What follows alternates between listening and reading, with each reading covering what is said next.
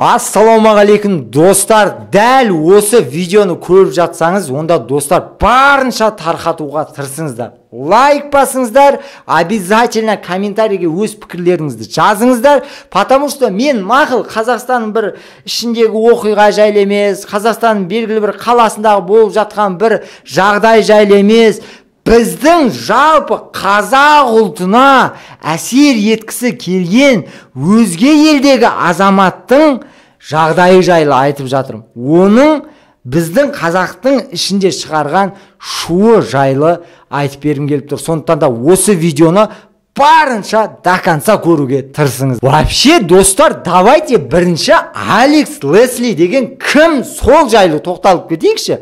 Алекс Лесли деген ол жазушы, автор. Бірақ ойлап қалмаңыздар, ойбай, онда жазушы болса бір ақыл есі толыққан бір неше түрлі қызықты драмалар, шығармалар, өлеңдер жазатын автор шығар. Жоқ достар, ол барынша ұятсыздыққа берілген 18+ жазатын неше түрлі жаңағы жыныстық қатынастың түрлері жайлы айтып беретін еркек қой, былайша айтқанда. Енді мақұл, енді жаңа ұятсыз жаза берсін, мақұл жаңағы өзінің шығармасын жаздыра берсін.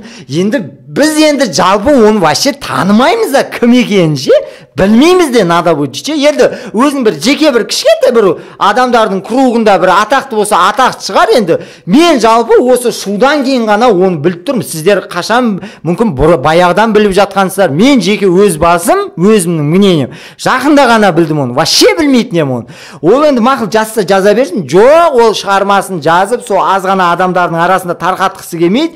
Анау мынау ұлт емес, бір орыс емес, басқа емес, барынша тәрбиеге көңіл бөлген біздің қазаққа келіп барынша азғындырғысы келіп тырысты ғой бұл ше. Қазір білесіңдер ғой, енді әлеуметтік желінің барынша дамыған заманда қазір не то сөйлеп қойсаң, или бірдеме туралы айтып қойсаң, сразу тарқалып кететін заман ғой енді. Обязательно масштабно тарқалып кетеді ол. Вообще ұлтқа қатысты болса, бір бәлеге қатысты болса, сразу дүрбелең шу шығаратын дүние болса, ертеңіне ақ шу шығып кететін дүние да. Бұл не істеді? Енді қазір біреулері айтуы мүмкін, ой алпамыс, қош, бұл анандай орыс шығарып, бүгін айтты, ертеңіне видеомен кешірім сұрай салады. Жоқ, достар, бұл ондай орыс емес. Бұл не істеді? Бұл мынандай видео салды. Дорогие друзья, не понимаю, что происходит. Как вы думаете, почему на меня подписалось столько молодых красивых казашек? Может, они хотят трахать? Сөйтіп енді мақұл қателікпен бір салса салып қойған шығар енді. Не болып сонша дейміз ғой? Жоқ, артынша екінші видео салады ғой. Неделю мы захватим Казахстан и найдем там самых горячих казашек. Бұл видеодан кейін де ойбай шу деген бірінші видеодан кейін шу сәл-сәл көтерілді. Енді ақмақ шығар деп қарады елдер. Екінші видеодан кейін уже сәл серьезно басталды. И үшінші видеодан кейін. Самое правильное время как раз. Пока идет мобилизация в Украину, короче, мы поедем в Казахстане. Шикарная идея. Мы мобилизуем всех в Казахстане, их будем. Масқара болды ғой енді бұл тұста ше, шынын айту керек енді. Сұмдық кетті енді. Датабо қазір Россияда болып жатқан мобилизацияны да қосып тастады. И так-та адамдар қиналып жатқан кезде рахат болды. Біз қазір барамыз да, енді ауызға айтуға болмайтын сөз. Қазақтың қыздарын анау мынау енді айта алмаймын енді. Датабо біздің қазақтың жынына дейді да, жігіттерді білесіңдер ғой, біздің намысшыл еркекпіз ғой біз ше. Достар, осы ше дұрыстап қарайықшы ше. Өйткені бұл Алекс Лесли бұның барлығын босқа жасап атқан жоқ сияқты. Бұның артында бір үлкен дүние бар сияқты. Ойлаңызшы, егер мақұл жазушы жай ғана кітабын таныстырғысы келсе, ол тихомирно келіп Қазақстанға өзінің кішкентай бір кругының арасында таныстырып кете салуға болады ғой. Қаншама жазушылар сөйтіп келіп жатыр біздің Қазақстанға. Онда біз танымайтындар да бар, танитындар өздері барып жиналады, танысады, автографын алады, болды, кетеді. Ал бұл не істеді? Бұл негізі бізді біліп тұр, негізше сондай бір анандай имандылыққа, мұсылмандыққа, тәрбиелікке барынша мән берген халық екенімізді біліп тұра, специально ойлаңыздаршы, әдейі шығарып отыр бұл ше. Ойлады ау деймін, осы Қазақстанның ішінде, енді менің өзім жеке пікірім, бір шу шығарып жіберсем ба, соларды бір білмеймін, бізді арсыздыққа бергісі келді ма, барынша тырысып бақты. До того тырысып баққаны біздің енді мемлекеттік басшылар көріп тұр ғой, енді ойбай мынау келсе біздің елде көтеріліс шығып кетеді дегенше, не істеді? Оған запрет жасап қойды. А ол не істеді? Болды, маған запрет жасап қойды, мен барамайтын болдым деген жоқ. Ол специально өтірік самолетқа мінген сияқты қылып. Как бы, смотрите, помылся вечером, спал 3 часа, проснулся в 5 утра, сразу в такси и вот так вот влажно смотрю, что у меня на голове. Как я смогу предстать перед казашками в таком виде? Надо почесаться. Оказывается, соңында самолетқа мінгені Қазақстанға емес екен, Алматыға емес, Польшаға ұшып бара жатқан самолетті специально отырып, міне мен Қазақстанға ұшып бара жатырмын, мені ешкім тоқтатамайды деген сияқты әңгімелерді айтады ғой. Логически ойлап жатырмын да, мә бұл әшейін жазушы, оны бір аса көп адам танымайды. Енді өзінің елінде бір орыс, сондай 18+қа қызығатын адамдар болмаса, енді бәрі ондай кітап оқи бермейді ғой. Қазір итог кітап оқитындар да аз мысалға. Әшейін жазушы.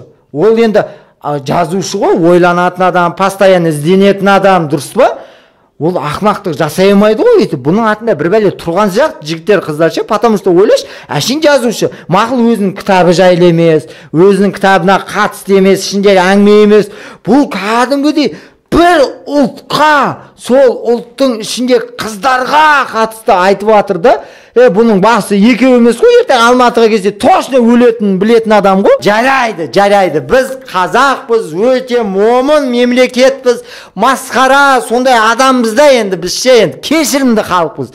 Мақұл видеолар салынды, біз кешірдік, главное келмесін біздің мемлекетке дедік. Енді біздің мемлекеттік басшылар да ақымақ емес қой, енді көріп тұр ғой, біздің жігіттер енді просто так қалдырмайды ғой, біздің елге келсе, дұрыс па? Алматыға келем деп өзінше бір неше түрлі видеолар салды, масқара қылып ше, одан сайын шум шығарып.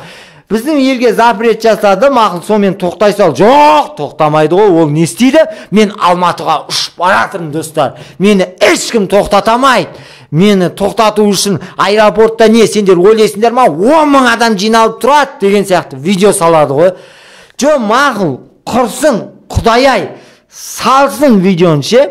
На самом деле, оказывается, түбінде ол бізді алдаған екен, оказывается, ол самолетке мінген, бірақ ол Польшаға ұшып бара жатыр екен, Алматыға емес. Бірақ алдап бізді, что одан сайын ашуымызға тию үшін Алматыға бара жатырмын деп, еще не істеген білесіңдер ма? Қазақтардың жігітін барынша наразы қылып, барынша ашуы көтеріліп, анау аузынан боғауыз шығатындай дүниені жасаймын деп не істеген?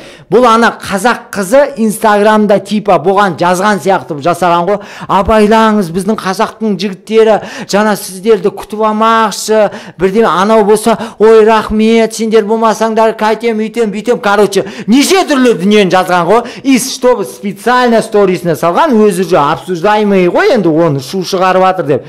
Қазақтың жігіттері көрсін, одан сайын ашулансын деп ше, чтобы сенің қыздарың, қазақтың қыздар действительно мені күтіп жатыр деген сияқты жасағанда қатты бір айып етпеңіздерші, не болды сонша айқайлап кеттім деп. Енді мен де қазақпын да, мен де кішкентай қызым бар, мен де қарындастарым бар.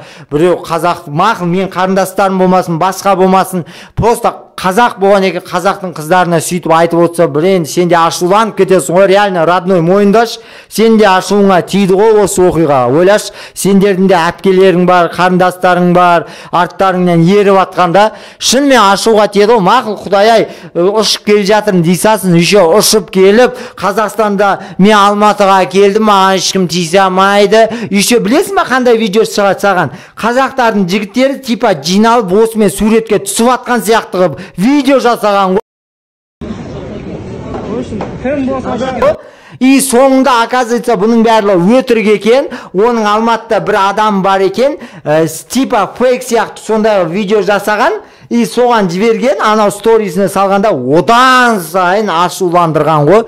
Адамдар деген сені болған, не болды, жігіттер қайда? Ойлаш, біздің өзімізді қазақтардың өзі тиісіп айтып жатыр да, не болды жігіттер, анау деген келді ғой, Алматыға келді, қайдасыңдар? Ойлашы, блин, до того бір ұлтты соншалықты көтеріп, неге жеткін келді деймін да, анау енді кірам айтпай енді 100% қой, арадан 1 жыл өтсін, 2 жыл өтсін, ол енді айыратын жігіттер табылады, біздің қазақтардың жігіттері деген намысшыл жігітпіз ғой, 100% гарантия ғой.